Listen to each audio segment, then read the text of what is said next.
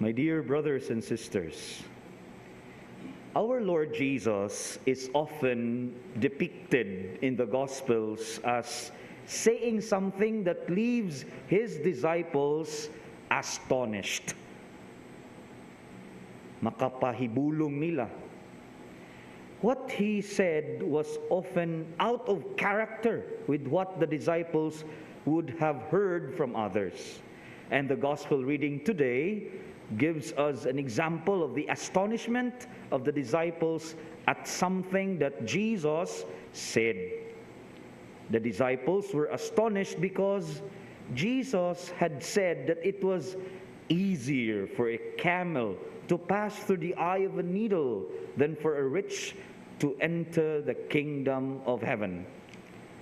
The disciples very likely assumed or thought that riches were a sign of God's favor, which is how they were often understood in the Jewish scriptures.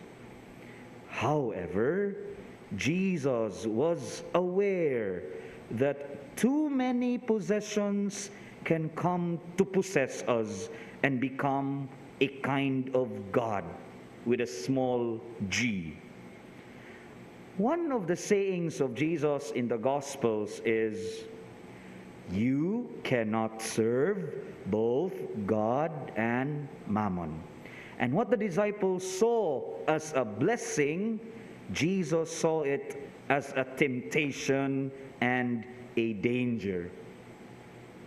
This insight of Jesus led the disciples to ask the question, who can be saved? They seem to be saying that if those we thought blessed by God because of their riches might not enter the kingdom of heaven, what about the rest of us?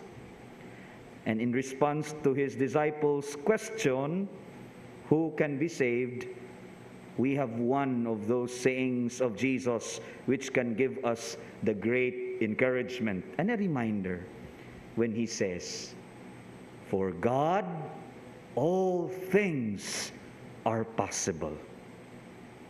Jesus here seems to be saying that God can find a way of touching the hearts, even those who are possessed by their possessions.